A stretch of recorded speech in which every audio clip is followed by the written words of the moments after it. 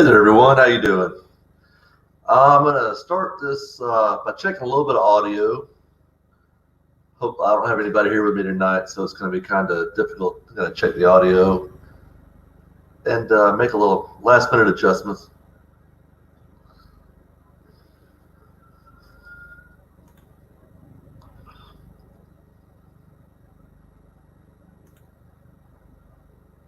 All right, so audio seems okay. If it isn't, let me know. If you're watching live, let me know how I can adjust it, what I need to do. So basically, somebody messaged me this video. I was on a stream. I don't remember exactly when. It was within the last week or so. But apparently, the guy that was running the stream, his name is Smokey Saint, and he made a video just about me. So he took a clip out of the stream I was in, made a video about it. But I wanted to watch it with everyone. I wanted to share the experience. So let me see if we can get into this. So yeah, I'm just going to go through it and kind of see. But this is the first video someone's made about me, so I'm honored. I'm flattered in a way. But I know what it's going to be, but it's still fun. So let's get into it.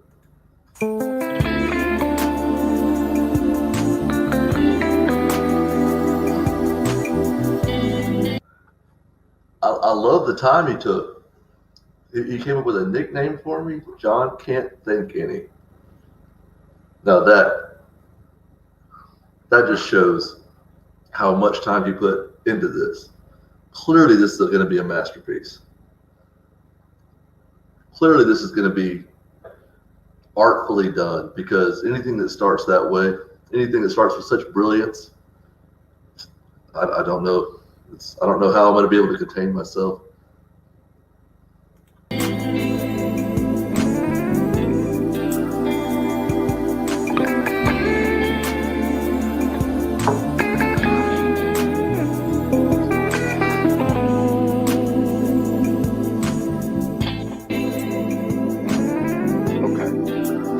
So a naturalistic mechanism is inside evolution. We recognize it as a naturalistic mechanism. Who designed the code that allows for that naturalistic mechanism to occur? Or where did that code come from? Or what chemical soup created it? Or what intelligence placed it there? And what intelligence coded the information in our cell for all of these? Okay, a little backstory. So this whole room right here that I'm in, let's see, we got 1, 2, 3, 4, 5, 6 other people, including myself. First off, I'm the only one on camera, which as time goes by and as I explain a little more, you'll probably understand why. So I'm on camera. I come in. I have no problem going into these streams and turning my camera on. Every now and then I'll turn my camera on for various reasons, but for the most part, I have no problem turning my camera on, because I think it's easier to actually tell who's talking when you're in the room with like 6 other people. It's easier to tell who's talking. It kind of helps you take visual cues on who to address and who's addressing you. But their main argument is, and I think all of them, if I'm not mistaken, I think all of them are young Earth creationists. I'm not completely sure. I know at least a few of them reject evolution outright. They don't think evolution happened. They don't think they don't believe in natural selection. They don't think any of that's true. So they deny complete whole swaths of scientific consensus. And you'll see that as a theme throughout, I think, because we did talk about that. I remember this stream being a lot about,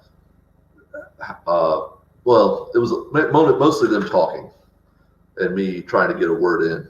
But this is sort of kind of give you a little backstory in case you don't know who they are, in case you don't, you're looking at this going, I don't know who these people are. That's fine. Some of you probably do know who a lot of them are, so you're probably very familiar with kind of you can probably already guess what's probably going to happen in here. But components and all of this machinery to do exactly what it's supposed to do. Well, us calling it a code is just a label we're placing on it. That's not. I'm about to admit I know nothing about this, but I will still assert it isn't really a code. Okay, what I just said was code is a label, because we tend to we fall in love with words. We tend to like, oh, this is the word we're going to use for this, and that's what we're going to use, and that's all the only thing that's going to ever mean this. And we're going to stick with this word. And you see this in society all the time. People hate trying to change labels and change things. You see that with transgender movements and everything like that. People are so against any type of, oh, you can't, we have to use this word, and we're using this word in a different way now. Some people really hate that. Some people don't mind. Some people recognize that language changes over time, and that, you know, what we use for one thing 50 years ago, we might use for something completely different now. So when they're saying code,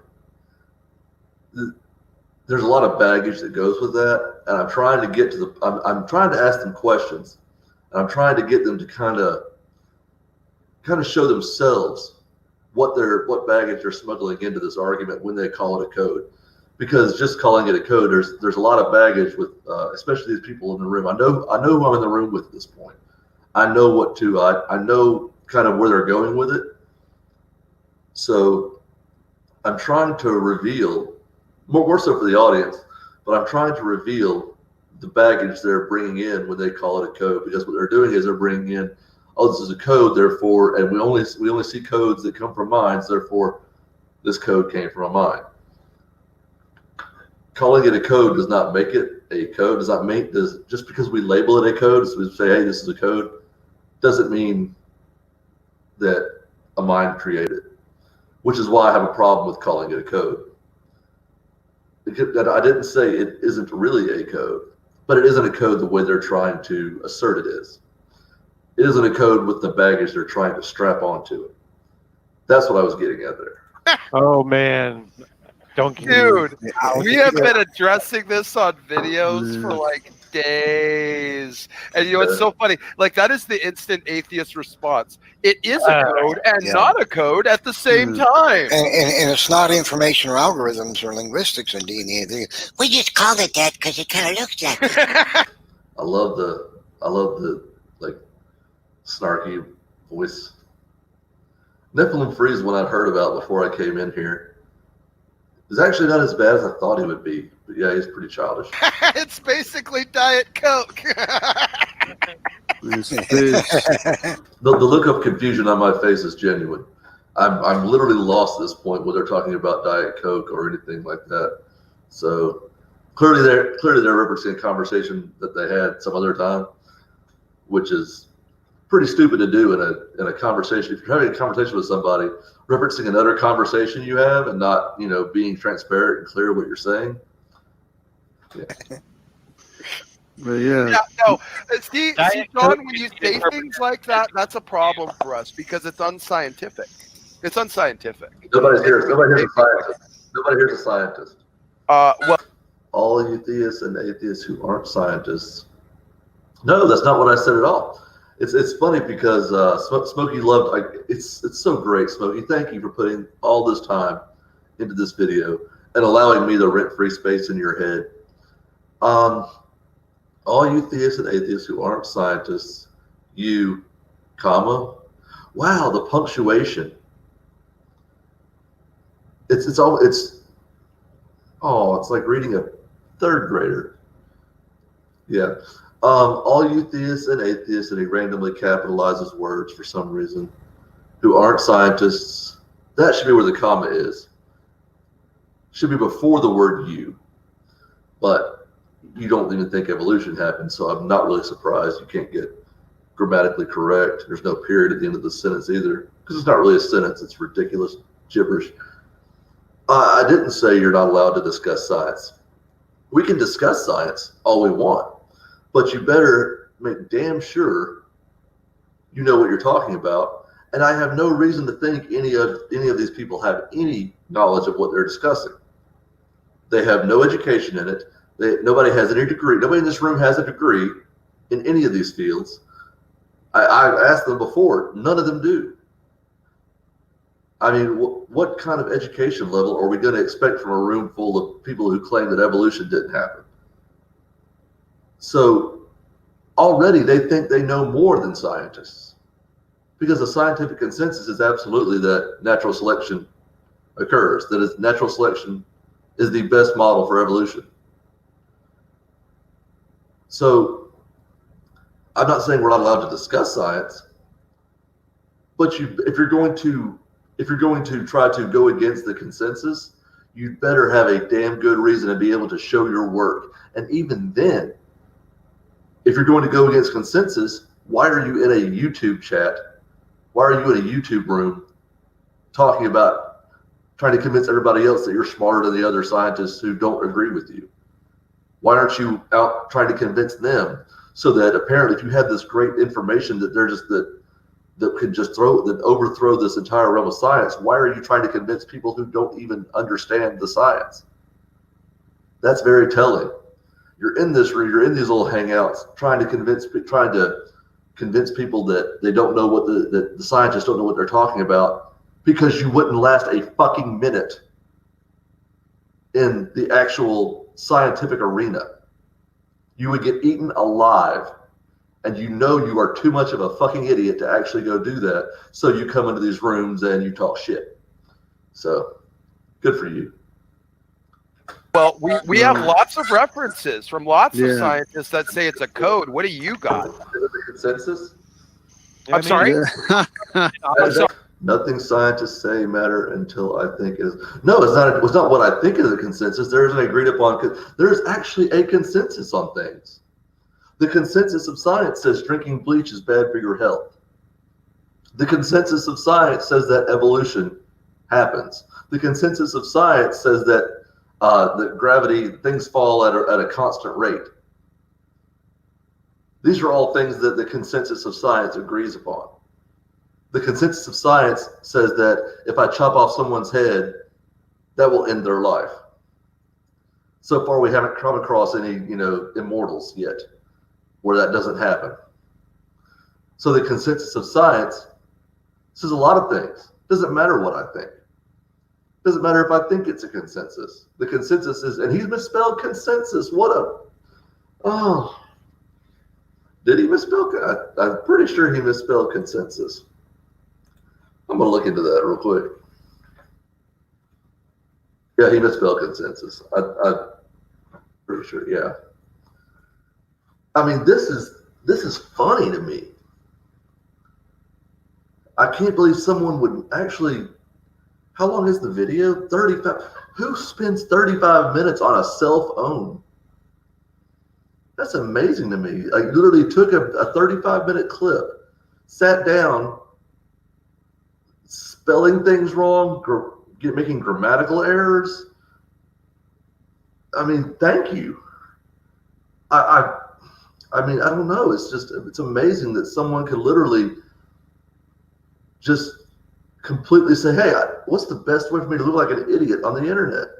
I know, I'll make a video of me not only looking like an idiot, but I'll even include like little captions that I won't even spell check. But I can't think any. That's, yeah. I don't understand what that can't think any. That's like a freaking, what? That's a half a phrase? That's not even a full phrase. He's trying to rhyme my name. I know that, but gosh, poor guy. Sorry? The consensus. We got the consensus. Oh, show it to us. I'd love to see it. Show me the consensus, please. I asked you, is that the consensus? John, do you think nature is... Yeah, I asked him if that's the consensus because he's claiming to know these things. I went in there telling them I'm not a scientist, and none of you are either. None of you are. I'm not here to tell you what scientific consensus says. If you want to know, why don't you get an actual scientist in your room? Oh, wait, probably because they wouldn't even be caught dead in here because they think they'd be laughed at by the rest of the scientific community for interacting with such complete idiots.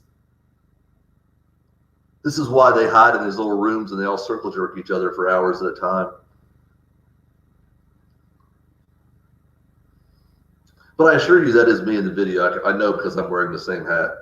You can tell that's me. That way you don't get confused. Of course, it's not hard to get confused. I'm literally the only one on the camera because these other people are such cowards. They won't actually show their face. I don't blame them. Where somebody at their job might see them and fire them because they're a moron. The explanation. All right, guys, hold on. He's asking me, is that a consensus? Yeah. We brought it up. You're the one who- Yes, it is. So John, Oh, what have we heard that for? John, do you only believe what the consensus tells you to believe? No, I place more confidence in what the consensus says than what people who are not experts in the field say. Okay. I said no, but I actually mean yes. I literally said no. I place more confidence in what the experts say than what non-experts say, which is the most rational thing you can do. It's also why I don't ask my plumber for how to treat, I don't ask my plumber to give me heart surgery. And I don't go to my heart surgeon to have him come fix my pipes if they're broken. We recognize that people have fields that they're good at, and they demonstrate that they know what they're doing by checking themselves with other experts. Because who's probably in the best position to know if someone qualifies as an expert? The other experts in the field, probably. It's so funny because I said no, but I actually mean yes, because I am spineless soy-based garbage. Soy-based should be hyphenated.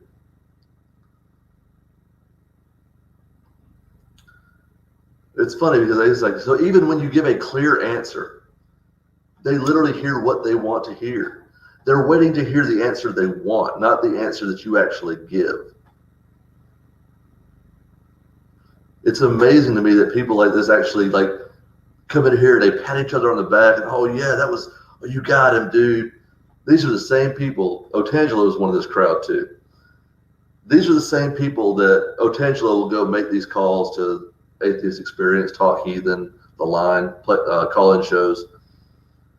And then immediately afterwards, they literally jump into a room and they like all pat each other. They review the call. And no matter how stupid he sounds, no matter how much of a complete moron, he makes of himself, they all pat each other on the back and they tell each other how great it was. And oh yeah, you showed them.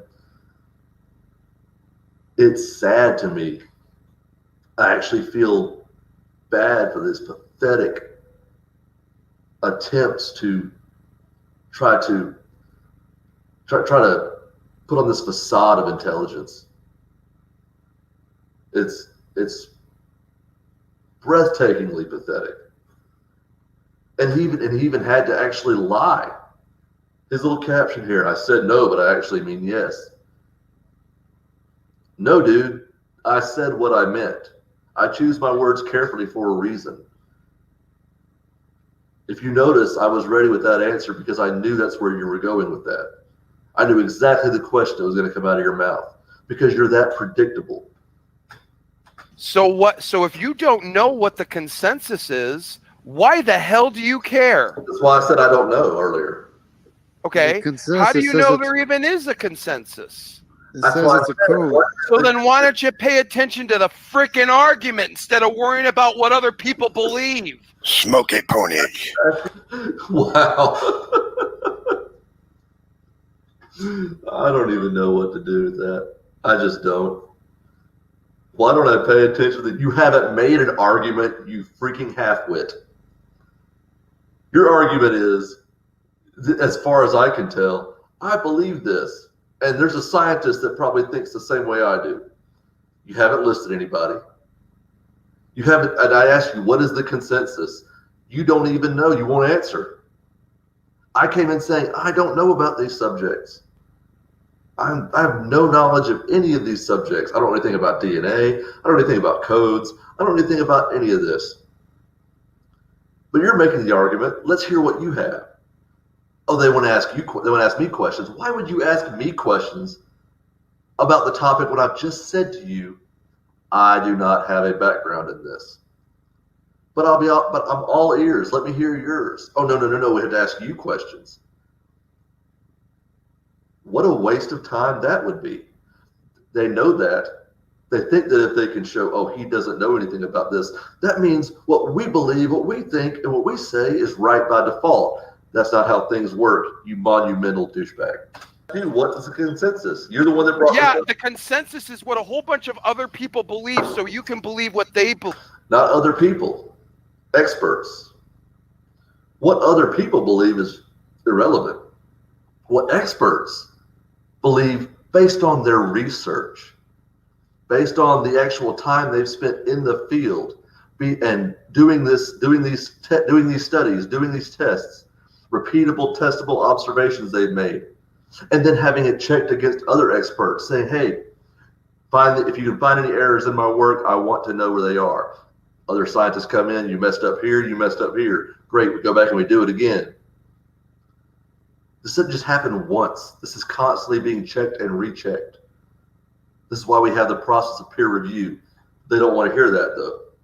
They want to hear that they want you to sit there while they lecture you about a subject they have no freaking idea about. Believe. Do you have any idea how ridiculous that sounds? Oh, they're experts. Experts in what? Experts in what? That it's code, right? Guys, I'm sorry. Guys, stop. Let me talk. Let me talk with John. What he means when he says "let me talk" with John is let me talk and John be quiet. And then when John tries to say something, you all jump in and cut him off. John, you need to explain yourself. This is incoherent. The position that you're attempting to take and defend is incoherent and unscientific. Now, if you want to say, well, I want to let the consensus do my thinking for me, now you can do that. That's not how we want to operate. We want to operate based on arguments and facts and logic. LPP, what the hell are you doing back here? Well, I heard you guys going down this rabbit hole, and I couldn't help myself. Oh, he heard the information comment. Here you go, John. You're about to get an earful about how that stupid comment about DNA isn't code. So here's LPP, logical, plausible, probable, also known as John Maddox. John Maddox and Smokey Saint like to sit around reviewing atheist videos, making derogatory comments about people, calling women whores. This is what they think is, and these are Christians, by the way. These are Christians, and they pride themselves on being Christians. But that is their side gig, I guess, is referring to women as whores and things like that when they don't agree with when they don't agree with what they have to say. Go check out some of his channel.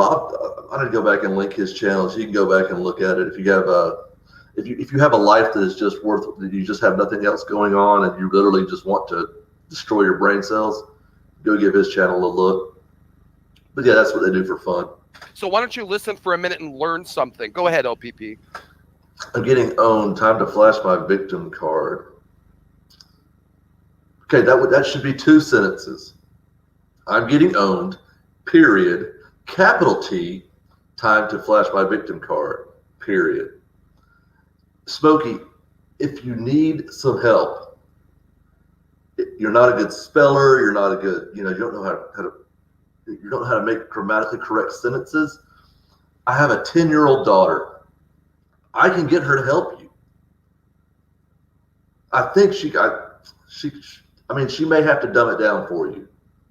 I think I can get her to do that. I think I can get her to show you. She might have a first grade English book laying around somewhere. We will give that to you free of charge. I feel like you can use it a lot more than we could.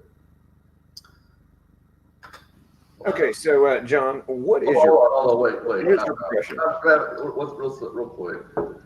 Is that how you that's how you think it's that's what passes for addressing people on your channel? That's just telling when you act like an idiot, absolutely. When you're going to deny DNA. Yeah, I've asked questions the entire time I've been there. I haven't made any statement. I haven't made any assertions. I haven't claimed to know something I don't. I've asked questions, but I'm acting like an idiot. So basically, what he means when we define the word idiot, as far as what Smokey would define the word idiot. Idiot means anybody that just doesn't agree with him, because that's what you'll see in this room the entire time. If you ever go watch these hangouts he does, it's all these people that just come in and just agree with each other. They sit around and they just they badmouth atheists, they badmouth scientists that don't think evolution actually happened, which is damn near all of them. So that's what an idiot is to Smokey. So honestly, that is actually a compliment. I shouldn't have really gotten upset about that. I should have just been like, yeah, that's actually a compliment coming from you, because for you to call me an idiot means I'm actually doing something right. DNA is an actual code. Yeah, bro, you're gonna get treated like a grade A moron. Absolutely. Wow, I didn't even get a statement out. I asked questions, and then you jumped on it. You said DNA is not a code. At that point, we're basically flying off the deep end already, and now you need to let LPP explain to you how. Yes. Yeah, when we can go back in the video, we can watch the entire video, I believe. I'm fairly sure I didn't actually say DNA is not a code. I'm fairly sure what I said was that these are labels we apply to these things. Now you need to give me a just. I was going to get into something else. Of course, I haven't been able to get a word in this entire time with the stream in his stream. But where I was going with it was you need to give me justification as to why you are applying this label with all the baggage you carry with it to DNA. Stupid that statement was. You let me get out 5 words before you went on like just a tear. Hey guys. Okay, we're addressing guys, the very stupid thing you said, John. You said it. I didn't say it. You said it. Smokey, let me go into cross exam here. Okay, so John, is it your position that DNA is not actually a literal code from a communication theory perspective? I don't know. I don't. In my opinion, when I think of code, I don't know, but I have heard somewhere it isn't a code. Did he get a sentence right? No, I don't know. Comma. Should have been a comma in there. So you're batting 0, buddy. Not one of your captions has actually been a correct sentence. Sad. Hey, get that first grade English book. We're gonna need that. Yeah, I was hoping for the next one, but it's not looking good. He's going to need that first grade English book. I don't know how old he is. He sounds like he's way too old for it, but you know, some people are idiots and they can't help it. Okay, so Smokey, we're going to get that right in the mail to you. I'll send that to whatever Frigidaire box you're probably living in, stealing Wi-Fi from the McDonald's. It's probably why you never come on camera, because you're freaking too busy trying to hold up the flaps of the cardboard box. I think of something like you're talking about, like computer code and things like that. I'm not a geneticist. No. We're not talking about genetics. We're not talking. We're not talking about genetics. What were we talking about when I first came in? What were we talking about? DNA. The entire time we were talking about DNA. We weren't talking about it. I was listening to other people tell me how stupid my questions were and how stupid I was. But we're talking about DNA, and but now we're not talking about genetics. This is the bait and switch now. This is where you smuggle in the baggage that I was talking about. We're not going to talk about DNA. We're going to talk about information theory. And then later on, I'm going to bring it around to DNA and just got to backdoor that thing in there, and I'm going to ram it in there like an unlubed dildo. That's what John Maddox is going to do later. Because I remember this conversation very well now. So, yeah. We're talking about information theory. We're not talking about DNA? We're talking right now, in terms of coding, we're talking about information theory. So what is the literal definition of what constitutes something that is or is not a code? I have no idea. So you have no idea, but you're saying that DNA actually isn't a code, even though you don't actually know what a code is. I didn't say DNA is not a code. I said from what I understand, but I don't understand a lot about this. Okay. I admit I don't understand it, but I understand it isn't a code. No, that's not what I said. So you give me justification why you're calling it a code. Gosh. Oh, it's almost like they're intentionally trying to misrepresent what I said. Wow. I'm a geneticist. I don't Dude, understand. you literally said verbatim, DNA is not a code. Do not lie. I heard you say it. See, I told Hang him. on, I guys, hang said on. he doesn't know what to believe. Hang on, Let's guys. try being a little more generous. It's funny. If I don't know what to believe, then I said I don't know. I haven't taken a position. So you got one person telling me that I said this, and another person saying he doesn't know what to believe. Well, when you aren't presented with information, the rational position is to suspend judgment, not to take a position. You're not required to take a position on every question that you're asked. You're not required to take a position on every proposition that you're given.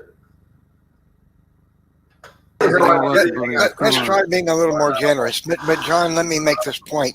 I'm going to suggest everybody's a little more generous to you, but I'm going to make this point, though. The same guy who wanted to like make a mocking voice earlier and everything, now he's saying we should be more generous. Yeah, eat my ass. I just point out that you've been saying that you don't believe God exists, but you won't tell us what you think is plausible about the cause of the universe and biological life. That's like saying your God couldn't have done it, but I don't have a clue what could happen. Oh, there's the voice again. So it's really a dumbfoundingly Aunt Veka. Yeah, if I say I don't believe your God did it, but I don't know, yeah, that's based on the fact that we haven't shown your God to do anything, ever. Your God has never been shown to be the cause of anything. Therefore, why should I believe that it's the cause of the entire universe? Then when you ask me what I think it is, I don't know.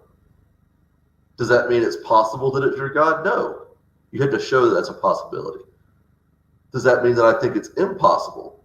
Also, no. That would have to be shown also. The insane, ridiculous misunderstanding of how logic works.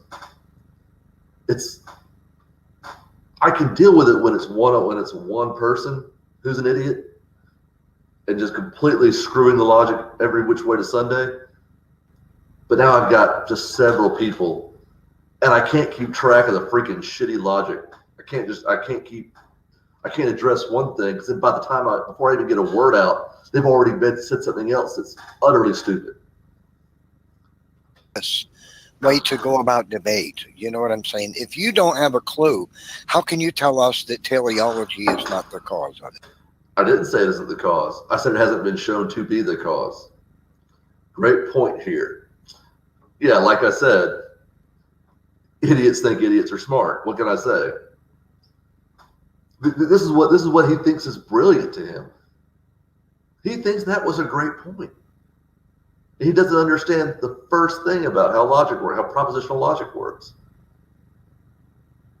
He's like, if you don't know how it happened, who are you to tell us that it didn't happen this way? And I haven't said that. I've said you haven't shown that it happened this way. You can't, see. So that's the point. You've been in. Okay, if I can't show that you're wrong, that doesn't mean you're right. That's definitionally a fallacy. You can't show I'm wrong, therefore I'm right. That couldn't be a more brilliant illustration of how bad he is, about why he believes such insane, ridiculous shit. If you just listen to them talk, you can just envision how they got here. Like, you can't prove it wrong. Yeah, there's what is it? The teapot? There's a teapot floating in space. You can't prove me wrong, therefore it's right. You could do that. You could give a million examples of that exact kind of shitty logic. Intentionally vague this whole time. You've been in here for 40 minutes or something, and we can't get one square answer out of you. Now you hear that? They can't get one square answer out of me. But the other guy, Smokey, says that I'm just, saying stupid things. That I'm saying this, I'm saying that. But now Nephilim Free says you can't get an answer out of you. Yeah, I've been saying I don't know. Present your case. I don't know. Why should I think this? What evidence do you have? But we never get that. We never get there. Because as soon as you ask questions, it's, oh, if you're going to say, if you're not going to believe this, well, then you must be an idiot because you must think this. It's amazing to me. I feel, like I said, I said it before, I feel awful that there are people out in this world that walk around on a daily basis thinking this is the way to take in information. This is the way to assess the world around them. If you want to engage these intelligent people about stuff, you've got to have. There's no intelligent people in there, including myself on this subject.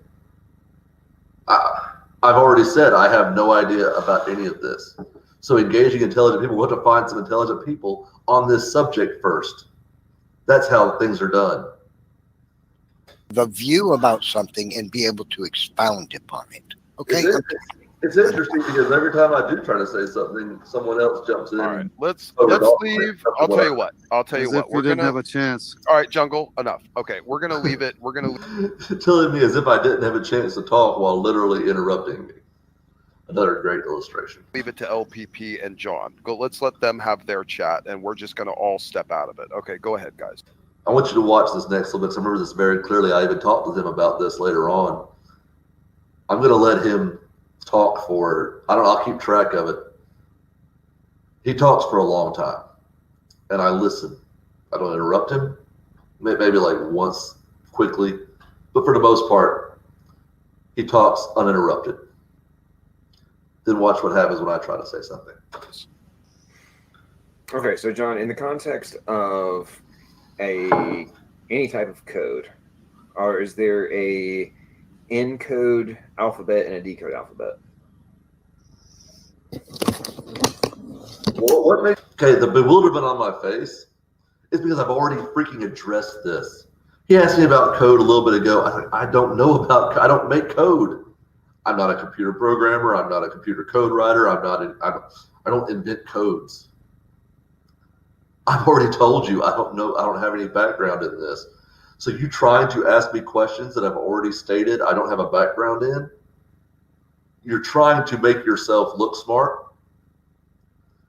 You're trying to make prop your argument up as if, oh, my argument's good because this person doesn't know, isn't able to answer my questions.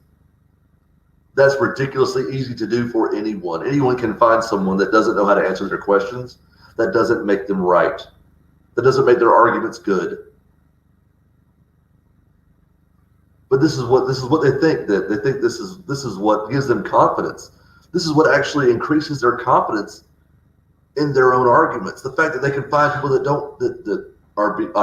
have to say I don't know, or that have to, or that are unprepared to answer their questions. This gives them more confidence in their own arguments.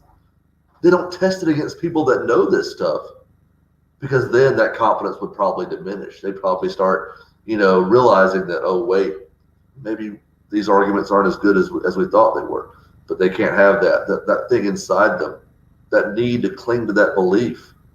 Won't let them go out and test these things against what the scientific community actually says.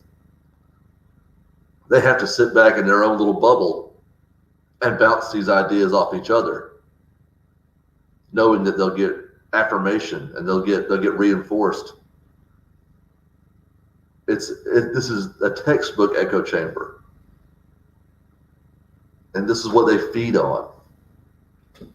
What gives you the indication that I have an opinion on it but no knowledge of it? I don't have an opinion on it. I literally said I don't know. It's 3 words. I don't know. What about that is not clear?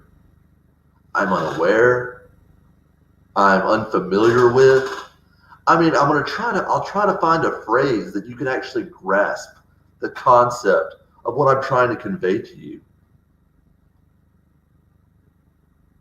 It's mind-boggling that I have to come up with a different way of saying I don't know to make you understand what I'm saying is I don't know. I'm not aware of these things. I'm not familiar with these things. I have no expertise in these things. But you seem to think you do. Present that. Test it with the other experts. Because really, you can present it to me all you want.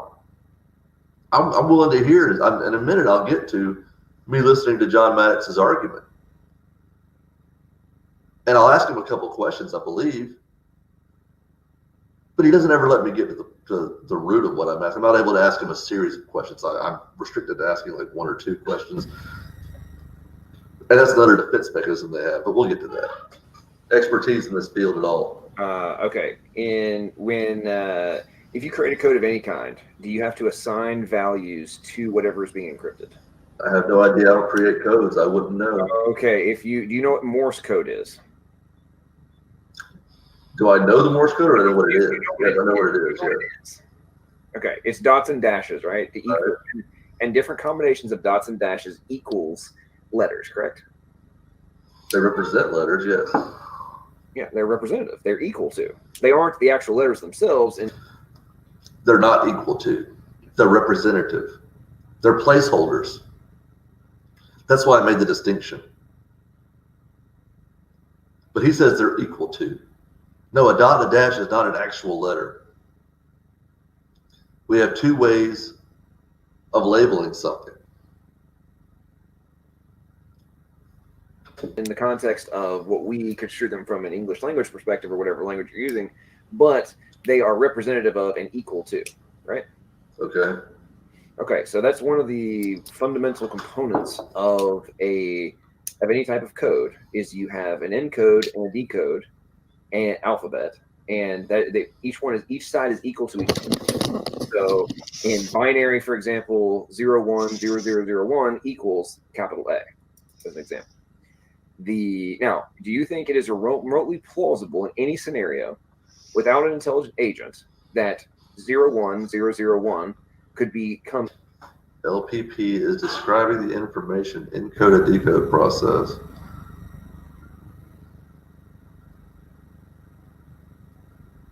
No, I don't agree. Welcome to theism. Too bad you're too slow to realize it. Okay. LPP describes the information encode and decode process in all biological life with a simple analogy. Well, guess what? When you find the scientific consensus, when you convince the actual experts in this field, and they reach the same conclusion that you do, and their model includes an intelligent agent that created everything, that's when I'll accept that. That's when it's been shown to be the most likely case. That's when it's been picked apart by the experts, gone over, peer-reviewed. That's when I'll give that credence. That's when I'll have confidence that this is actually a good model. Until then, this is all literally verbal masturbation. And it's funny because a simple analogy. There's a thing called an argument from analogy fallacy. When you try to make an argument that this thing is like this thing.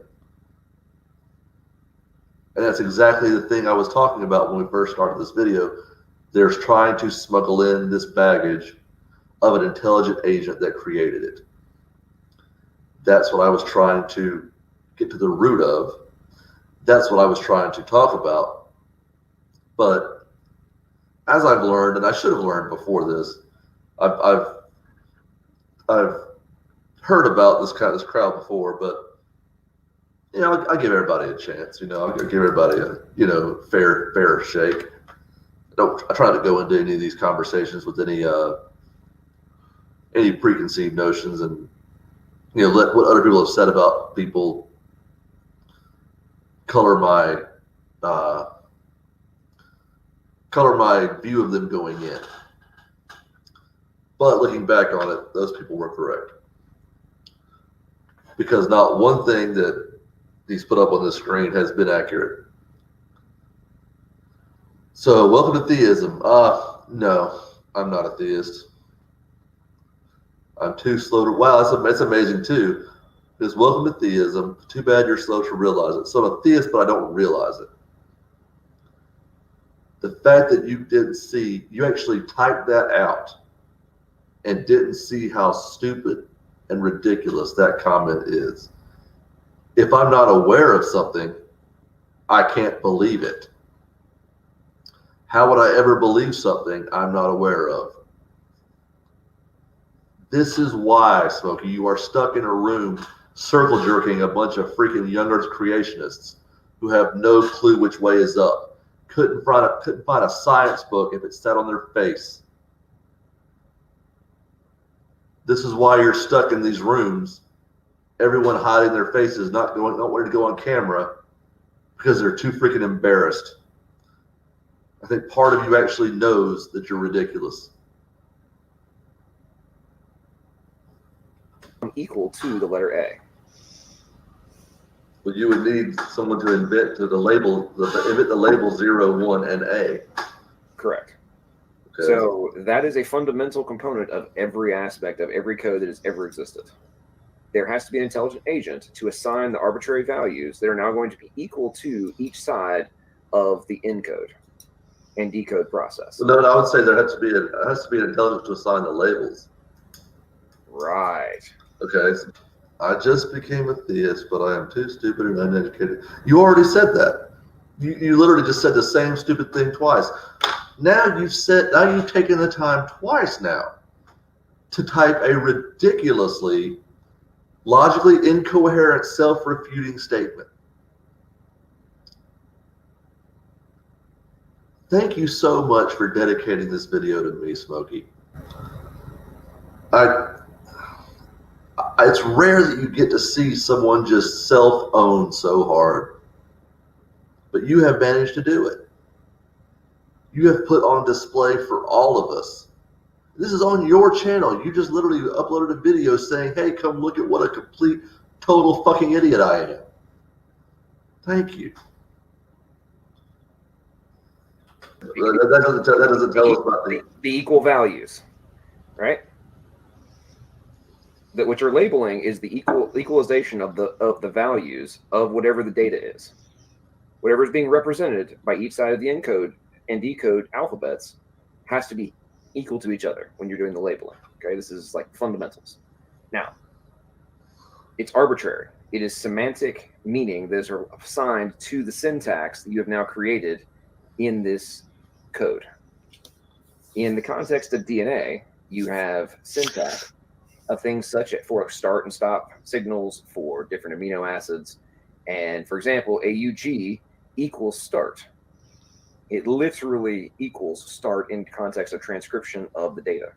Then you have a syntax of 64 different variables that are equal to the different amino acids that need to be transcribed and then translated. And that's one of the other aspects of communication theory. You have the encoding source, you have the encode process, then you have transmission through a channel, and then you have a translating device, that decoder on the other side, which decodes and then puts the output of whatever that message is. It's gone from source, encode, transmission, decode, output.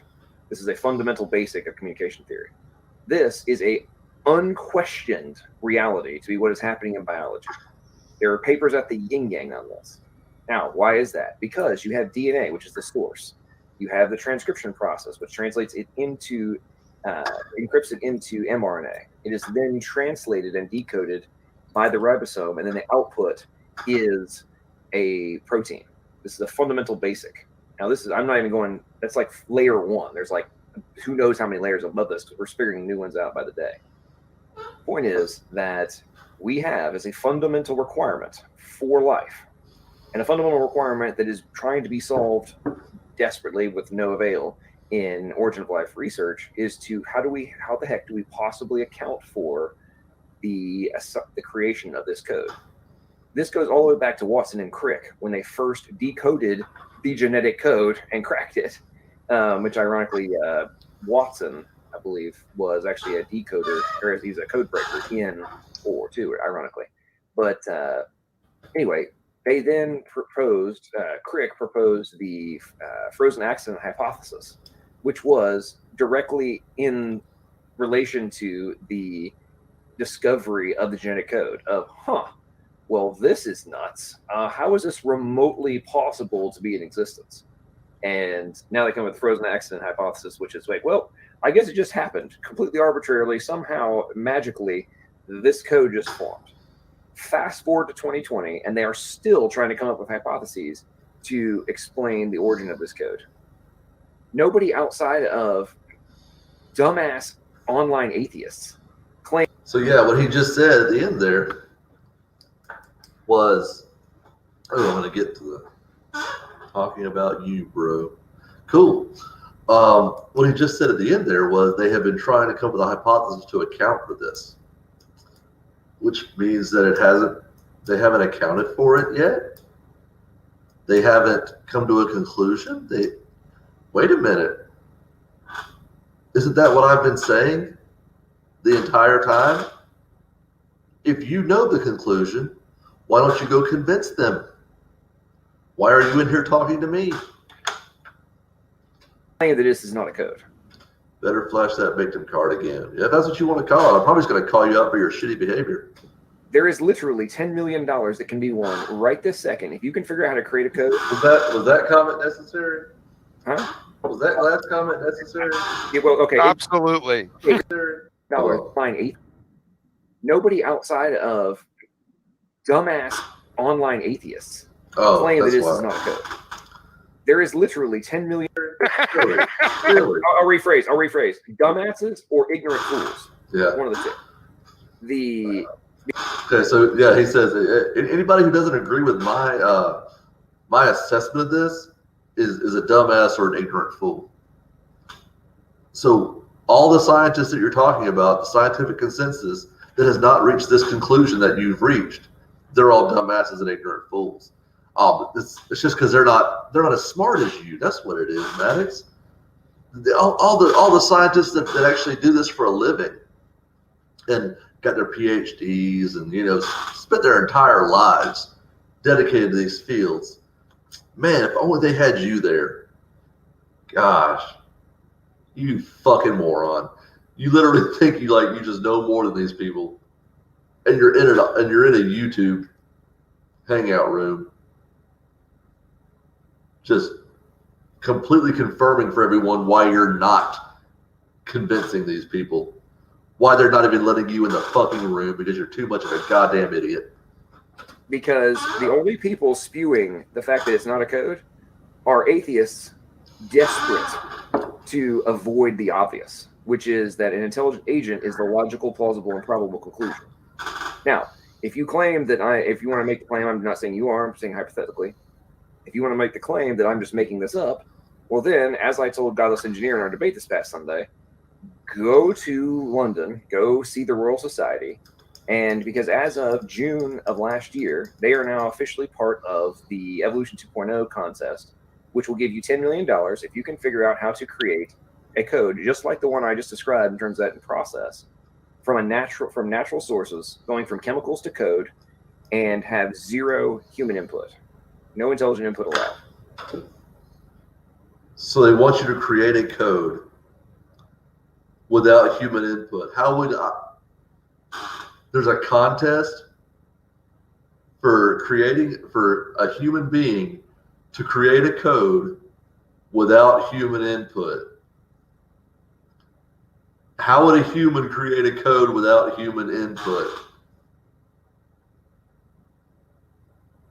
That sounds, let me go back and listen to that again. I hope I heard that wrong. It's described in terms of that in process. It's now officially part of the Evolution 2.0 contest, which will give you $10 million if you can figure out how to create a code just like the one I just described in terms of that in process, from natural sources, going from chemicals to code, and have zero human input. No intelligent input allowed. And this is because this is a fundamental requirement for life that is unavoidable. Yeah, maybe I'm missing what he's saying, but he just said they'll give you $10 million if you can create a code without human input. The fact that you created it would be human input. So that just already, that sounds like that was, it sounds like a contest that they would come up with. if that's the way it really works. I hope the people that came up with this contest aren't that dumb to make a contest that says, hey, if you can create a code without human input, well, then what am I supposed to do? If I can't do anything, how do I create something?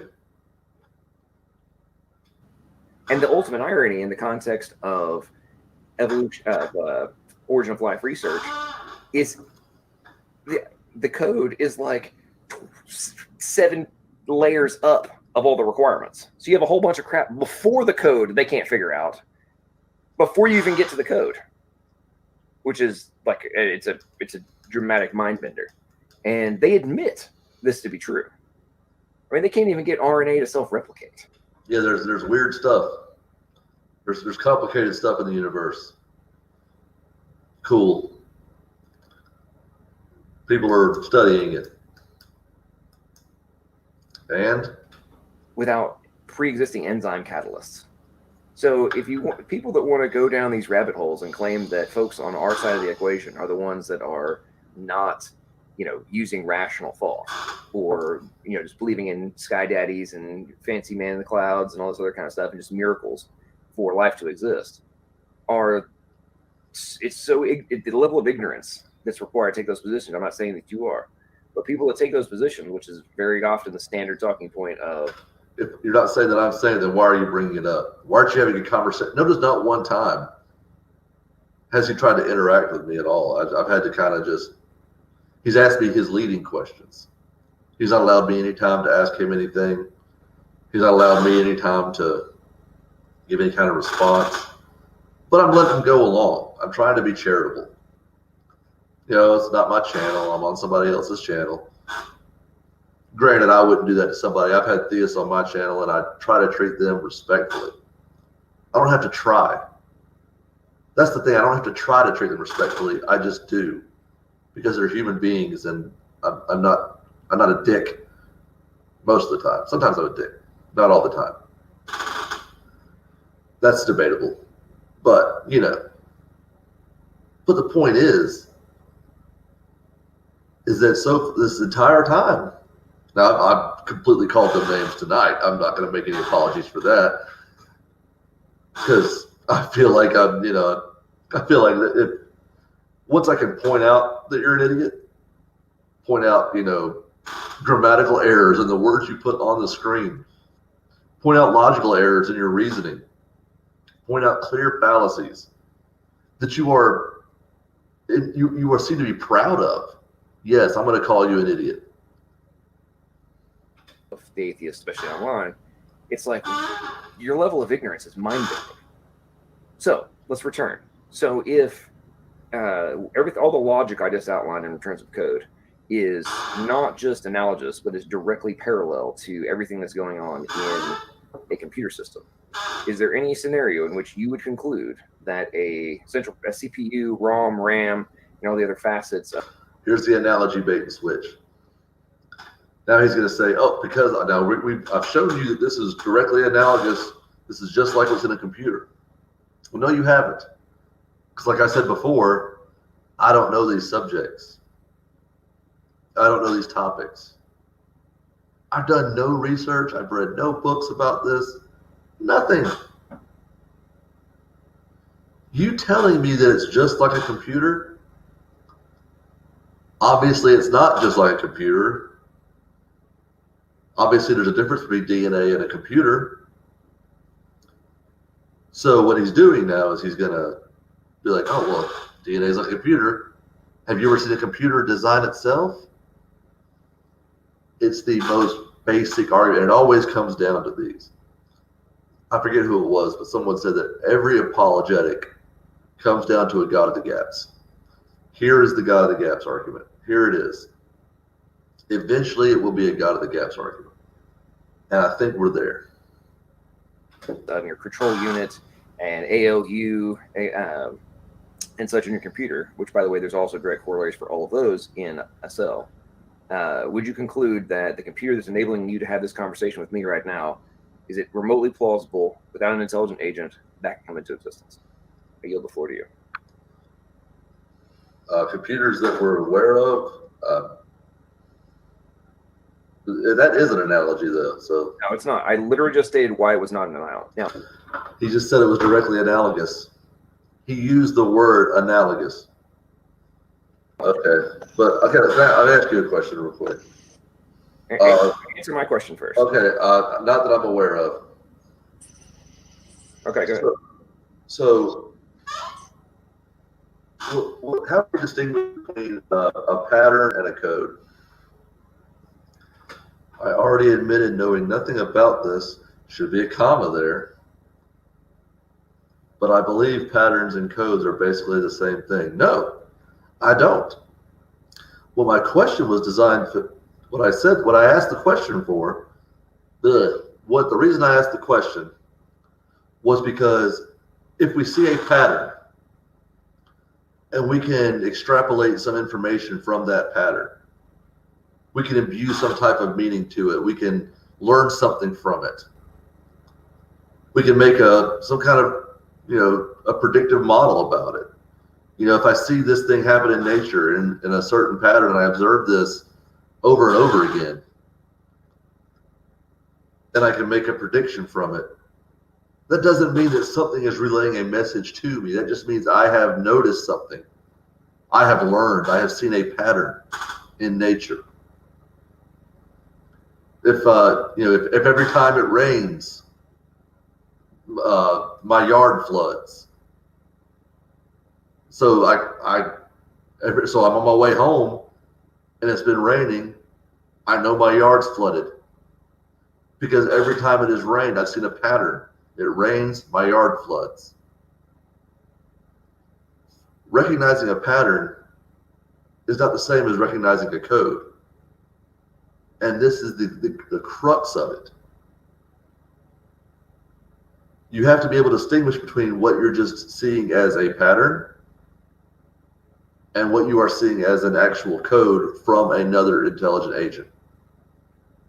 If you can't show the distinction, which I don't think you can in this case, I don't think you can show the distinction between why DNA, we aren't arbitrarily assigning these letters because we made up the names. We made up the names for the chemicals in DNA. We made up the letters. We made up all the things that we use to represent these things. So my question was designed to ask, how do we know we're not seeing a pattern and instead seeing a code? Did you listen to a word I said? So yeah, did listen to a word I said is code for, I can't answer that question because I think you just exposed the problem in my argument. I did, but they're not the same, right? It's not the same thing. No. That's what I'm asking. I'm asking to do. It's not the same thing. Fine. Show me how you determine that they're not the same. A code can have patterns as part of it, but a code has to have syntactic information and ultimately semantic information. So it has.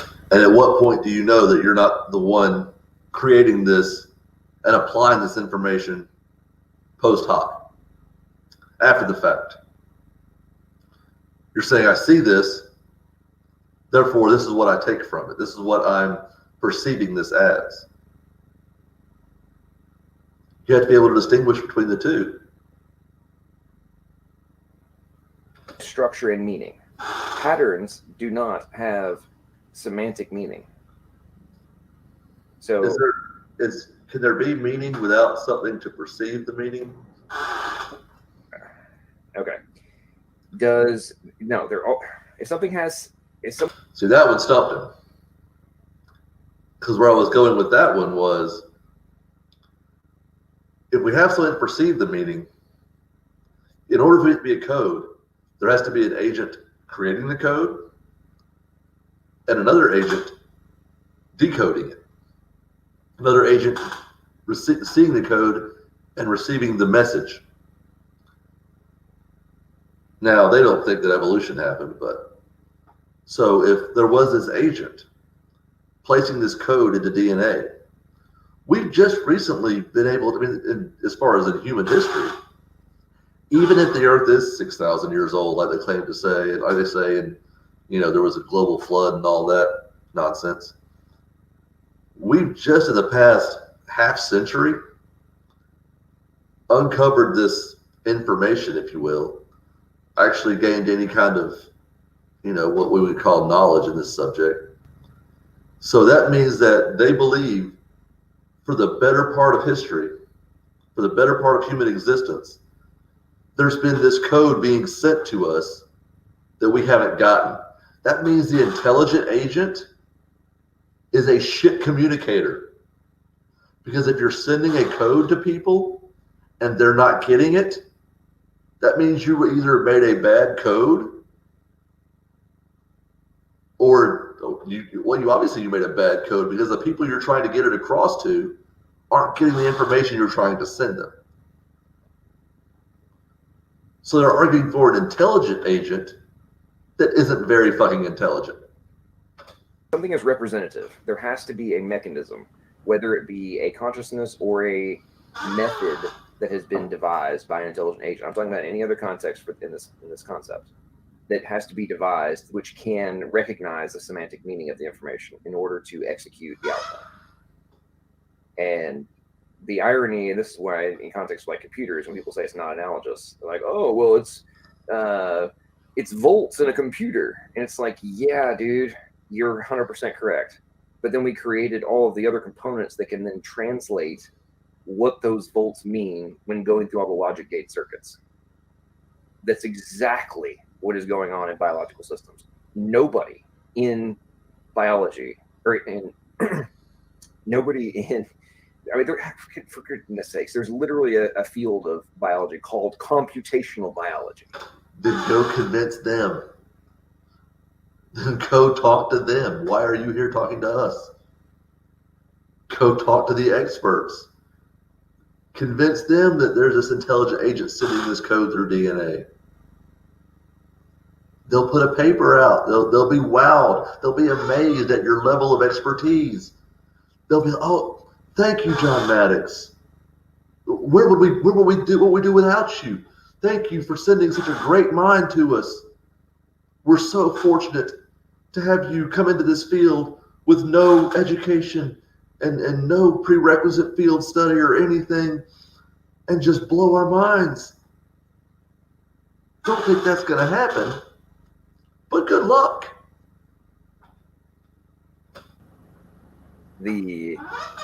Where they're diving into all this stuff. The fastest growing segment of research is being done by computer scientists in cells because they recognize them as being Turing complete, that there's literal code, and the way to crack this and to be able to do research and figure out how it all works and to be able to create synthetic genetic circuits. And we're creating Boolean logic gates. We've MIT modified the Verilog assembly code to be directly translated into genetic code. And so to me, at this point, because when you have literal programming languages being modified to be directly translated into the other programming language, which is the genetic code, for anybody to be arguing like whether or not this is like direct corollary is nuts. And the irony is that what's being said in the papers is that the computational capacity that's happening in biological systems is exponentially greater than the best of what we've already come up with. There's even, this is December of last past year, there's a whole conference where the keynote was on how DNA computation has greater potential than quantum computers. So when you think about that, okay, so the information processing capacity that's happening in your cells right now has the capacity to have greater computational function and capacity than quantum computers. Yeah, there's some cool stuff out there, ain't there? A lot of cool stuff going on. Yeah, that's why we have people that know what they're doing looking into it. You're not one of those people. If you want to be, go do the freaking work, you lazy douchebag. Get out of the freaking YouTube rooms, pick up a book, get yourself a lab coat, and go join them in the field. Otherwise, shut your damn mouth about things you don't know what you're talking about. Leave the science to the scientists. I swear, it's like if he walked into a room and I said, "Hey, can I do some heart surgery on you? I've read all the papers on the internet. I'm fairly certain I can do a bang up job." What do you think he's going to say? Idiot. I would say that it is beyond all doubt at this point that the fundamentals of the argument I'm making are fact. So I go back to you. If it was beyond all doubt, where's the paper that says that we have looked at this, now that our model for DNA includes an intelligent agent that created it? Where's the paper that said that? Because that's what we're getting to. You're an intelligent design advocate. That is not considered fact. Where are those papers? When those papers come out, those are the ones I want to see. What I'm saying is true, then do you actually think it is logical, plausible, and probable that all of that can come into existence without the requirement of an intelligent agent prior to its formation? I said I would have to see what the experts would say in it. No, that's not what I asked. I said, if what I just said is true, is it? If what I said is true, am I right? If I'm right, am I right? The dishonest level of questioning here, this is the thing, you'll see this defense mechanism. When someone's engaging with someone they know doesn't agree with them, they will try to ask extremely loaded questions like the one he's asking me. If I'm right, am I right? And then you'll have to say, well, yeah, you're right. If you're right, you're right. What has that shown? You can phrase a question in a way that you can get someone to say yes. Doesn't make your argument any good. Doesn't make you correct. Doesn't mean you are actually right. When you phrase a question honestly, that's how you find out. That's how you get your questions analyzed. That's how you get your statements analyzed properly. You give the person an actual chance to answer an honest question, not your loaded bullshit that you freaking have already in your little script that you do. This is exactly the kind of thing, this is the kind of defense mechanism built into religion, built into apologetics. Some are better at it than others. And the fact that I'm very new to all of these things, philosophy, logic, and things like that, and that I can recognize that he's doing it, shows you how bad he is. It shows you how literally monumentally terrible he is at these apologetics and these arguments. If I can actually notice and call him out for these. Logical, plausible, probable that an intelligent agent would not have been required.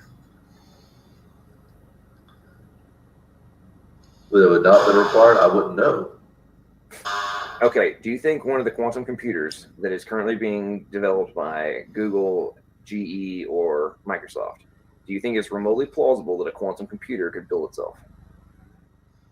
Not that I'm aware of. Okay, so if a computational system, which is superior... I love that question too. Do you think a computer being built by Google could build itself? Do you see how sloppy these are, Maddox? Do you not listen to yourself when you talk? Run these questions through your freaking brain first. Don't just spit them out of your freaking mouth. Run them through your brain. Give them a chance to marinate. Run it through there a couple of times before you freaking vomit them out for the rest of the world to hear how much of an idiot you are. You're literally making statements, but phrasing them as questions.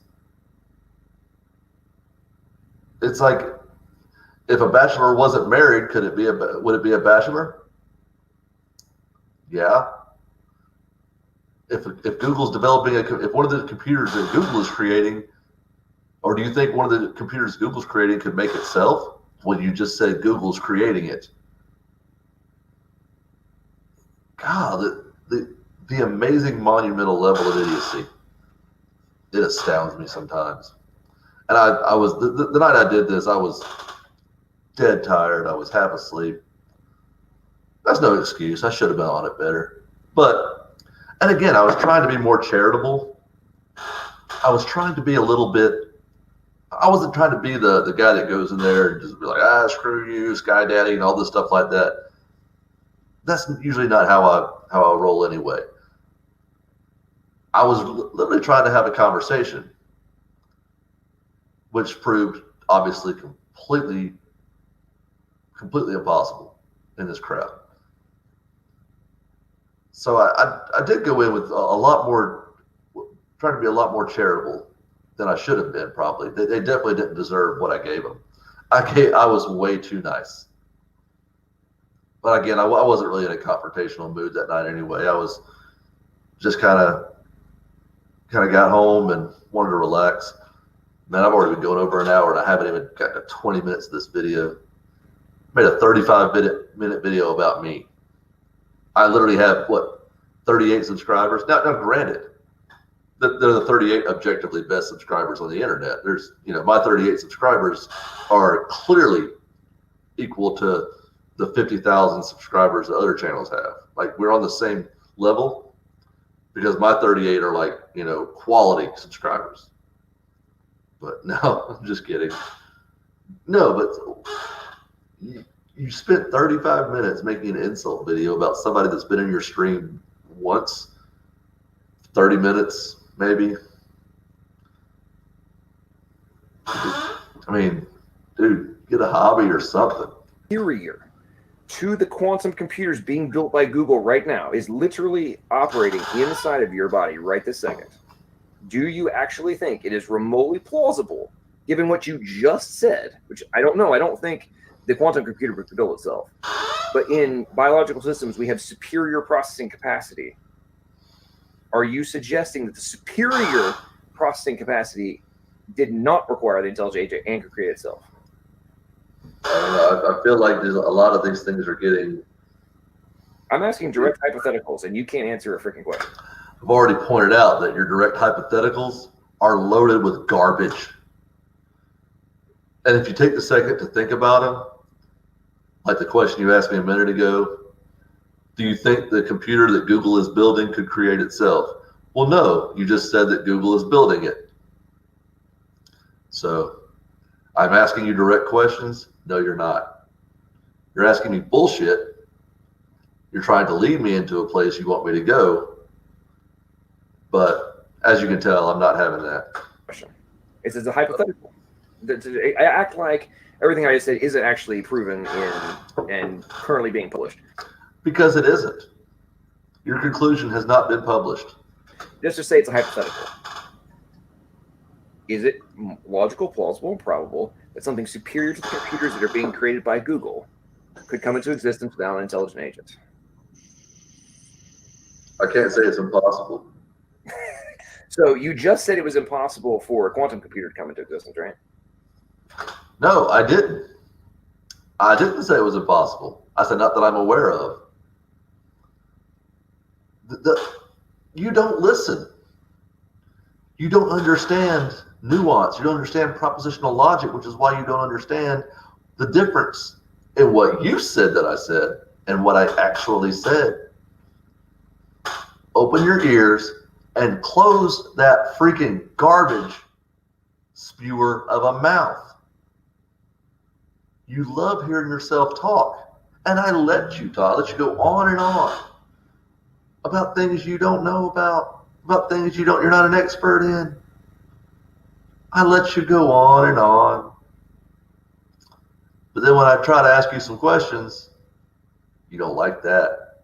And then when I try to choose my words carefully, and that because I chose my words carefully, you had to go and change what I actually said. So you didn't hear what I actually said. You heard what you wanted me to say. You're not listening, Maddox. Computer, I said as far as we know. I didn't say it was impossible. So basically, you are incapable of actually having balls to say anything definitively. Is that basically where you're at? Well, when you think you can know something definitively, let me know. Because as far as I'm concerned, you haven't come up with a solution to the hard problem yet. If you have, I want to see that paper also. So when you think you can have certainty, I'd love to know your method. That's exactly why I choose the phrases that I do. Because I'm trying to avoid this. I'm trying to avoid conveying that I'm actually certain of these things. Because I know what y'all will do is y'all will say, oh, well, then you're going to hammer me on how do you know things. And you're going to go to epistemology, which is fine. That's what you should do if I were to say that, which is why I don't say that. I'm not claiming to have certainty. I'm not claiming this definitive, absolute knowledge that y'all are. I'm actually arguing from an honest position, not this dishonest garbage position that y'all want to take. Can I add something? I'm not an expert in this field, like I've already said. We're talking about hypotheticals, man. Like, Well, let me interject real quick. Hang on, one more thing. Let me add something. Hang on 1 second, Neff. We got 3 people talking over me. I've sat here and listened to him talk for I don't know how long, 10 minutes, 8, 9, at least 5 minutes. I've listened to him talk. The second I try to say something, I've got him and 2 other people trying to jump in because they know if they let me have any time, I'm going to destroy this. I'm going to pick this apart because I've already seen the bad argumentation, the shitty logic, the loaded questions, the arguments from analogy, the God of the gaps. I've already seen these things taking place. Their failure to be able to distinguish between patterns and code. I've already seen all these things when he was saying them. I'm making mental notes the entire time he's saying them. And now when you would think in a normal adult conversation, it would be the other person's time to speak. That's when Smokey and Nephilim have to jump in. They have to come in and save their boy. Let me dumb this down a little more for you. Dumb this down for me. You're a stand-up dude. I guess I shouldn't expect anything less from someone that they get in chat rooms and call women whores and things. That's what they think is Christian behavior. This is what Christian behavior is, everyone. If you have any question about what Christian behavior is, you need to call Smokey and Maddox, and they'll show you. They'll show you video evidence of what Christian behavior is.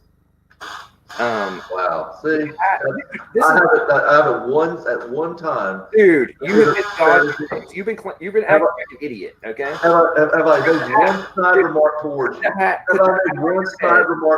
Did the hat on your head create itself?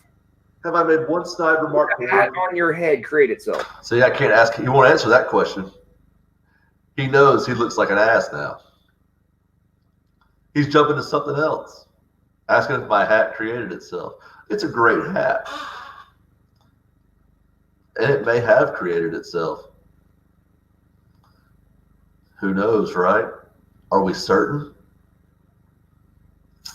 That's the point. Because you can't answer my question. So I've exposed what a humongous douchebag you are. Just with that question. I sat there and listened to you. Sat there and listened to all your bullshit. Let's listen to you go on and on. Verbally masturbate all over the freaking room. When I ask you a question, expose your bad behavior, expose your dishonesty. No. Oh, did your hat create itself? Did your hat create itself? You're desperate. You're flailing. I love it. You're like a freaking, you're like a frog drowning in a swimming pool. You're desperately trying to pull yourself out. And I think I even let you out. I think I even have mercy on your little pathetic ass, where I let you out and I don't hold your feet to the fire and make you answer my question. I don't make you expose and just demonstrate to everyone what a piece of shit you actually are when you're talking to people. when you're making backhanded little remarks and snide-ass little remarks to people, I think I let you off the hook. You can thank me later. Not that I'm aware of. Wow, you're gonna dog. Yeah, he got out of it. But I think anybody watching this that has a modicum of decency or knows how to properly argue things and knows how to actually be a good interlocutor, anybody that sees that recognizes his dishonesty, recognizes his tactics, and recognizes that he was just flailing around, desperately trying to get his question in, because if he answered mine and he doesn't answer it honestly, he knows he's going to look like a liar or an asshole, or both. Probably both. Dodge all the way to your hat on your head. Not that he's, well, come on, dude, really. Not that you're aware of. Come on. Not that I'm aware of. What did I say? I said what I said. Open your fucking ears, listen to what's being said, and let it go by your brain before you open your mouth. Come on, bro. Dude, Come on. put the headphones on your head. I don't believe it did. The insincerity's bubbling. Something I'd like to add is, I think, John, something that you need to understand about code and information, these things, they require Something I need to understand about code from Nephilim Free, who understood nothing about code. semiotics. Semiotics is the application of meaning to a symbol by a mind and the interpretation of meaning from a symbol. These are mental processes, not chemical ones. So wherever we see information, linguistics, algorithms, and code, we know an intelligence was involved, because some mind and intelligence had to apply meaning to a symbol to create code. And then you need intelligence system designed to interpret the meaning from it. Matter doesn't apply meaning to itself. It takes a mind to apply meaning to make a symbol.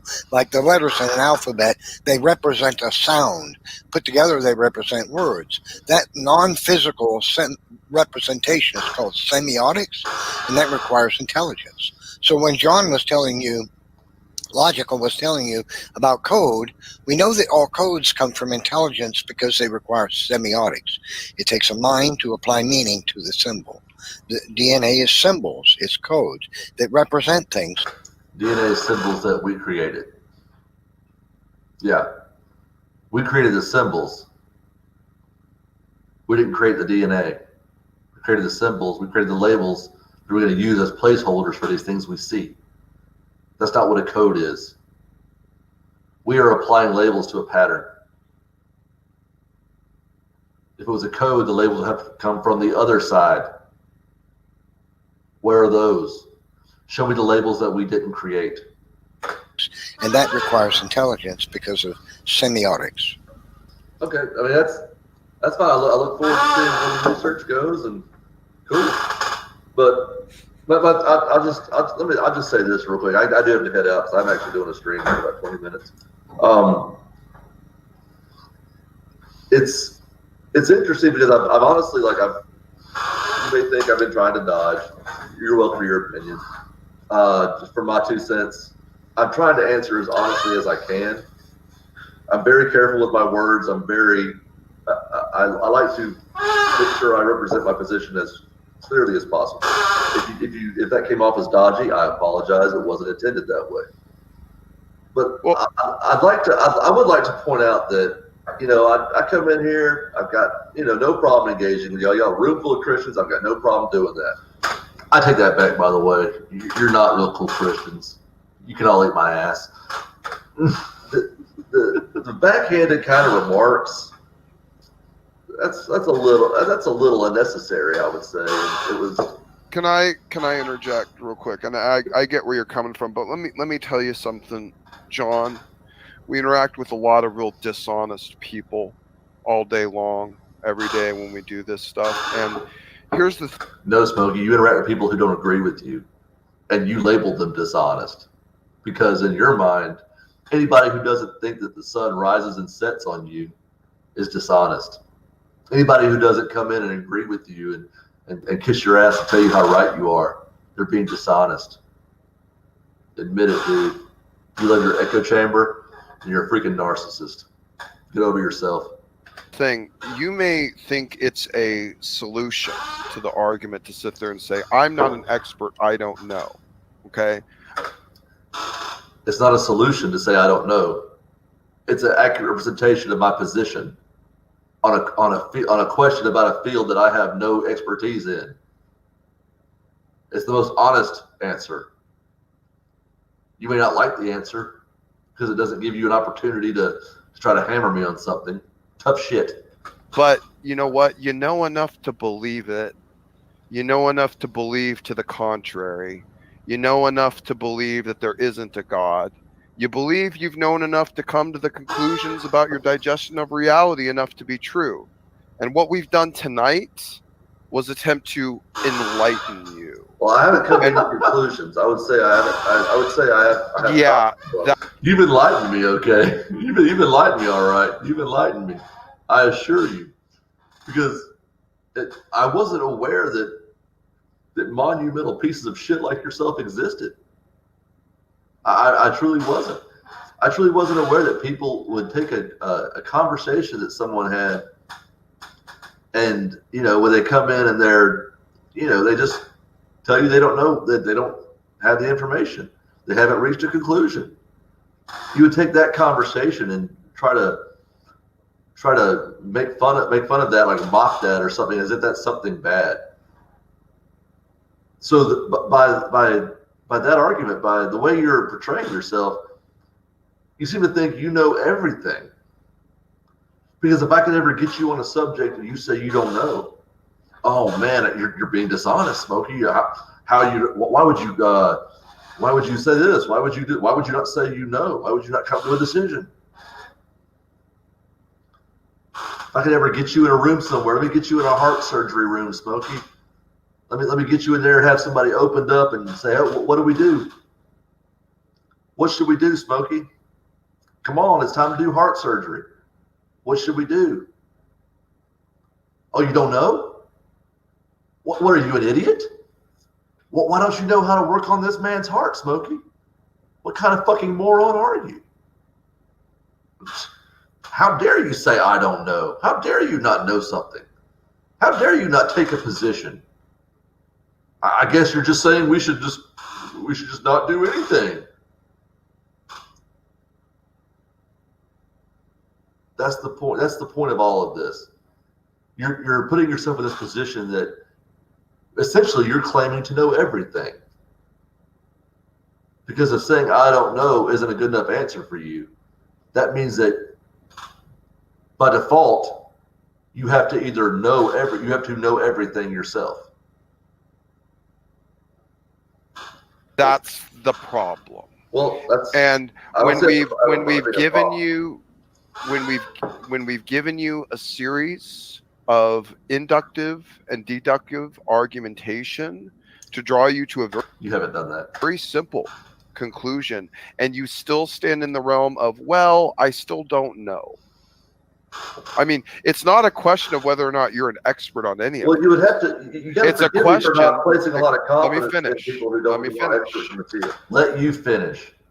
You go on and on and on. I haven't gotten hardly a word in. Let me finish. You fucking douchebag. Let me finish. Monumental it's not a question of whether or not you're an expert in any of this. The question is whether or not you even have a good freaking reason for what you believe. And we don't think you do. On positions I actually take, where I express, that I'm convinced of something, or not convinced of, or convinced that something is not true, or convinced something is true, I'll present you reasons for that. I'm not going to present you reasons for I don't know. I don't know is because I haven't been convinced one way or the other. I don't know is I have no relevant expertise, relevant education to understand what it is you're talking about. Now, if you want to have a discussion about something I am willing to take a position on, or I am convinced of, we'll do that. But so far, you refuse to go to anything like that. You want to stick on, well, how could you say you don't know?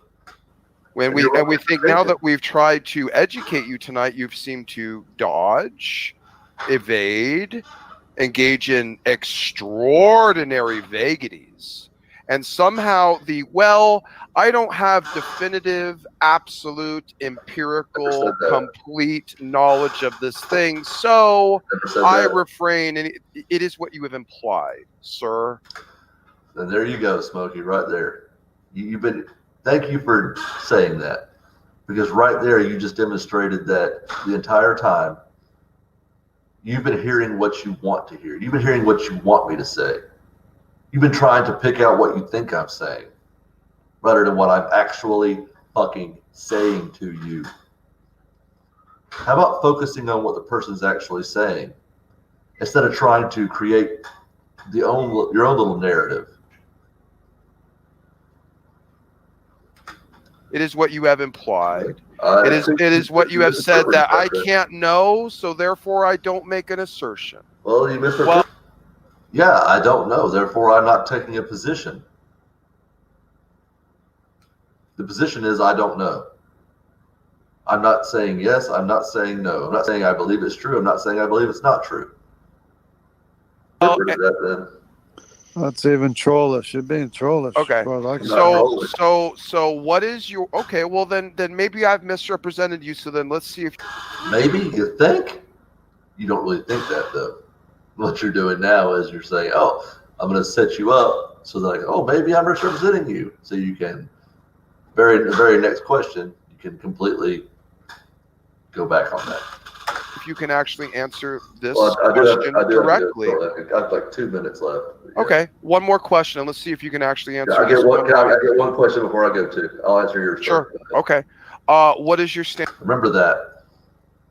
I asked him. I said I want to get one question before I go, and he said, "Okay, sure." Standard of evidence to change your mind that there could be a mind behind reality that created it. What is your standard? I wouldn't even know how would falsify that. Then you might be a cynic. Right there. You have presented this unfalsifiable claim. You ask someone, how would you falsify this unfalsifiable claim? And the person responds, you can't falsify an unfalsifiable claim. You just defeated yourself. You defeated your own argument. You're not being a cynic because the unfalsifiable claim can't be falsified. When you figure out how to falsify that, you let me know. Thank you for the cell phone again. I didn't even need to be here. You're literally just, you're showing what a complete moron you are and putting it on display for everyone. And you might be a waste of time, and you might be unconvincible. That may be. And maybe I wouldn't know how to falsify that. So that's why I usually, in most things, I would yield to. Huh? Like, do you make decisions on anything in life, or do you walk around and say, "Hey, tell me what to think"? I place confidence levels in things. Okay, so you don't so you don't actually make decisions for yourself. When he said make decisions, he said, "Do you ever come to any conclusions that you say are absolute, or that you think are that you are certain of?" And that's where he was going with that. That's why I said what I said, the way I said it. I place confidence levels in propositions. I don't come to definitive answers. I don't come to be-all, end-all decisions. That's how you end up being wrong. Do I make decisions for myself? As far as this also gets into the question of like free will. Do I make decisions for myself? Well, we could get into the free will argument versus determinism and things like that. And again, that's why I'm trying to answer this question the way I want to answer it. Because if he goes down that route, I recognize that this is a question, and he might not have been, I don't know for sure, but I recognize that this is the type of question that could lead into, well, if you make decisions for yourself, you think we have free will. If you say yes, you make decisions for yourself. Also, you think free will is a thing. So then I have to backtrack all that. Like I said before, I'm very careful with these things that I say for a reason. If I tell you something, go with what I said. And I'm not always going to speak exactly the way I want to. I'm going to flub some words. I'm going to do like everyone does. But just have some integrity and take the answer you're given. If you don't understand something, ask for clarification. If you want to revise it, if you want to say, hey, I'm not trying to go down this free will rabbit hole. I'm just talking about colloquially, do you make decisions? That would have been fine. But it's the same answer I just gave. My answer would be the same. I place confidence levels in things and act accordingly as far as I can tell. If I have a high confidence level, I'm more prone to take action X. If I have a low confidence level, I might be more prone to take action Y. So the dishonesty in the questions is actually what I'm trying to avoid entire another tangent when I'm answering this way. I'm trying to keep it on topic, if there even is a topic at this point. Because tonight you couldn't decide whether or not you thought your hat on your head would have to have a maker or not. No, I did. I said I'm not aware of that. I said I do not believe it would. You wouldn't give a definitive answer on it. I wouldn't give a definitive answer. Sorry, Maddox. Sorry I didn't give you some certainty, buddy. Sorry you didn't get that certainty you love. Tough shit. Grow up. Learn logic. Learn philosophy. Get your head out of your ass for 5 seconds. You don't have certainty. You think you do. Anything. That means you're a penny. How do you have a definitive answer? Toy boy who doesn't have the C.O. Jones. How do you not have a actually definitive make answer on where your head came on from? anything. Why do you feel the need to name call people? How do you not have a definitive answer on where your head came from? Smokey can't let you get a word in. Has to jump in. He loves the sound of his own voice. Loves it. He probably goes to sleep for recordings of himself. This is a name call. These are called descriptive adjectives at this point. Why do you feel the need to do that? Because people like you who are running around doing this kind of stuff, you actually end up influencing other people who also can't make decisions for themselves and help them to justify to themselves. Hey, Max, I could probably point you to some philosophy books that could show you're not making decisions for yourself the way you think you are, too. Not taking any kind of definitive action in their life. Yeah, you went from like 0 to triggered in like 2 seconds. And you didn't like it when Dude, I was talking to you. You didn't like it. Or the night. I haven't said one insulting thing to you. I haven't said one. Have we been dumb? Have I called you? Yes. You've been very dumb. You can watch this video and see all the places I pointed out where you've been dumb. I haven't even pointed out all the places. There have been multiple places I've not pointed it out. So pretty much everything out of your mouth has been dumb. But I came into your channel. I was cordial. I was polite. This is my channel now. I'm able to actually get a word in now, so that's where we're at with that. But yeah, you've been dumb. Have we been dumb? Well, I don't even characterize people that way. Well, then if we haven't been dumb, then you have no reason to call us dumb. We think you've been dumb, hence we called you dumb. Do you get it now? What I think and what I call you is two different things. Yeah. So I can actually have a thought and not just let it go out of my brain. I pass it through my brain first. I'd actually be able to go, I don't feel the need to go there. I want to stick on the conversation. I don't feel the need to just tell him what I really think about his argument. I don't feel the need to characterize him right that way because we're in a discussion. It's not productive. You know, me sitting here calling him an idiot now, it's fine. He's not here in the room. We're not having a conversation. I'm critiquing things now at this point. If you're in a discussion, it helps to just go ahead and have some humility, be a little charitable, and not be a monumental douchebag. Okay. Well, we tend to be honest. So you live in. But back to my earlier point of you living in where you don't actually speak your mind, and because apparently you don't have the CO Jones to actually have man-to-man conversation, which is what we're doing right now. So if you want to counterpoint the positions that we're taking, man-to-man conversations. I guess women don't get to have conversations. Oh, that's right, Maddox. You call women whores. I forgot about that. That's like big on man-to-man conversations, as if it matters the gender or the sex of the person having the conversation. Why would that matter, John? Why would that matter? Oh, because you think women are less than you. You think they're whores. You and Smokey both. That's how you view women.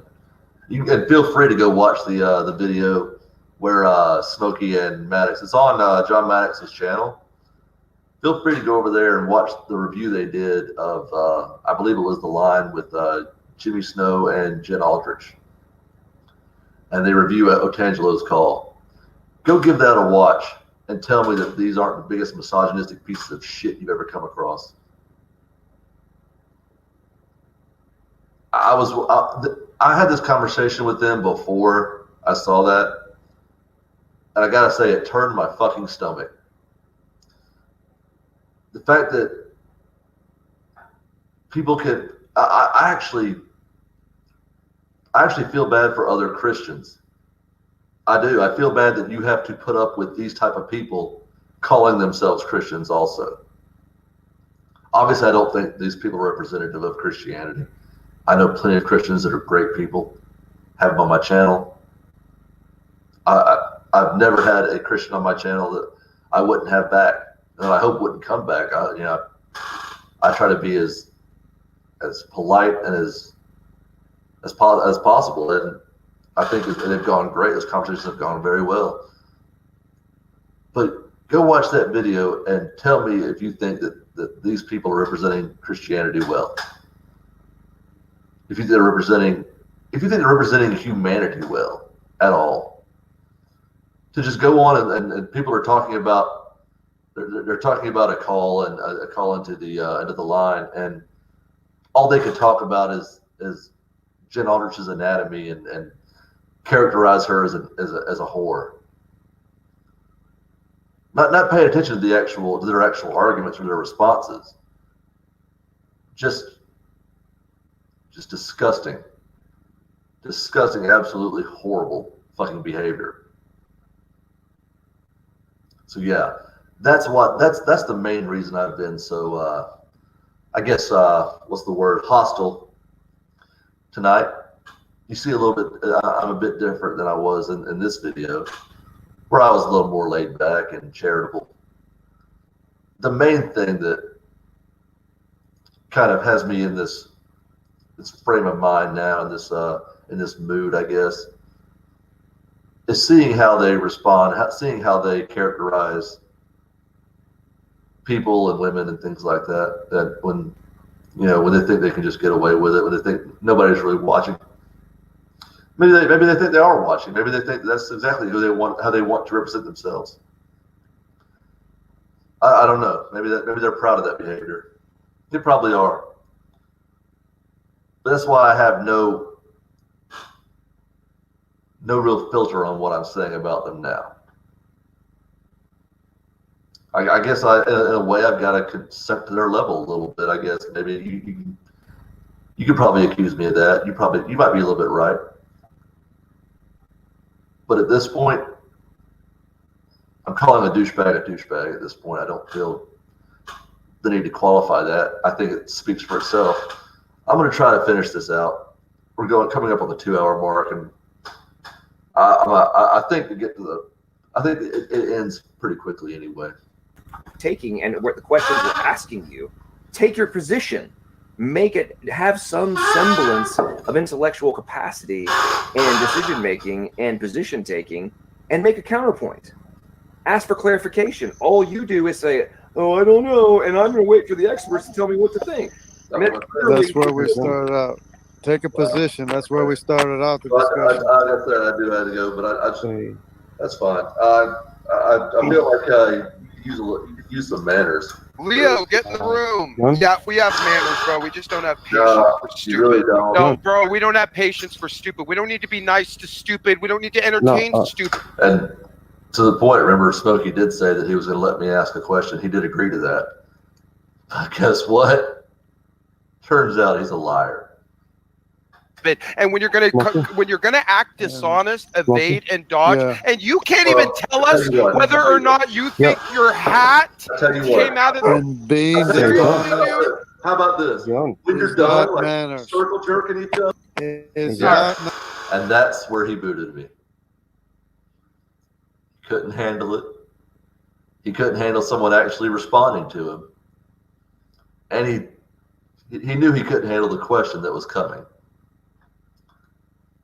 So he had to boot me. So he's a liar. He's dishonest. He just got through saying I'm not dishonest. We've had manners. Really? Is lying? Is that good manners? Kicking someone out of the room, that's good manners? Which is fine. I don't mind it. So I think that's where it wraps up. There's about 6 minutes left that they sit around and congratulate each other on how right they were. I'm sure they do. I haven't seen the rest of it. But I'm not in it anymore, so I don't really care at this point. But that's that's probably what they do. They sit around. There you go. be Goodbye. dishonest. Goodbye, asshole. Well, this is unbelievable. The fact that he will seriously be this low rent idiot gutter trash, cannot pay attention to a simple argument, and then have the gall to criticize us about our lack of grace and leave with vulgarity and the middle finger. You are a stupid. Where did I give the middle finger? Hold on. Middle finger. Not manners. Circle jerking each other. It's Yeah, I not nice There you to go. be Goodbye. Yeah, I didn't see a middle finger. That's another lie, Smokey. Jeez. You don't have control of it at this point, do you? Is it just a reflex now? You just bullshit naturally at this point, huh? There was no middle finger, was there? Did you see that in your head or something? Did you imagine I gave you the bird or something? Did you imagine I gave you the finger? I mean, I don't know. Did you see that in a dream? What happened? Enjoy your stream, dude. I bet you have a better chance over there. Surround yourself with the other redneck trailer trash morons that likely collect around you, bro. Wow, what a stupid embarrassment you are. I'm sorry, guys. It's too late for that type of just insanity. Wow. Holy actual crap. What a dishonest dumpster fire garbage brain man. I agree, Smokey. All those describe you perfectly.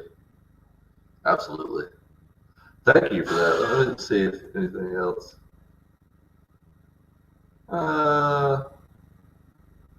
They go on a few more minutes. between them and listen. So John Anthony has refuted directly or indirectly Lord Jesus, and he has to respond. He has to respond for that, but not in front of us because we are servants, of course. But before Lord Jesus. Blah blah blah. What the fuck? Anyway. Okay. Maddox, apparently we've been debating wrong the whole time. I love it. Anyway, so that's pointless. So, yeah, everyone, go check that out. Watch the video for yourself. You probably find the full stream. I'm not sure exactly what it's going to be labeled as, but maybe the link's in the description on his video. Head over to John Maddox's channel, Logical, Plausible, Probable. Go check out the review of Otangelo's call on the line to Jen Aldrich and Jimmy Snow, and enjoy that. Just hosed with bullshit and asshole comments and complete misogynistic garbage. They've got some problems, and the least of which isn't their brains. They have bigger problems than that. Their actual humanity. They should take care of that first before they try to do complex things like logic and science. They should take care of actually being a decent fucking human. They should try that first. I'd rather have a decent human being than I would someone that knows science. You can teach science. You can't teach someone how to be a decent human being. Maybe you can. It's a lot harder, probably. It's a lot harder to take someone from the absolute shit show that is these people's humanity and actually make something good out of it. Hopefully they can change their ways. Hopefully they can become better people. I don't know. Just crazier things have happened. But until next time, everyone, thank you all for joining me. Thank you for stopping by and watching the video. Hit like and subscribe if you can. If you enjoy it, come find me on Facebook or Twitter. Send me a message. If you want to come on the show sometime, if you got some something you want to promote or anything, feel free. I'd love to have anybody that has something substantive to talk about, and I love having the discussions. So until next time, everyone, thank y'all and have a good night.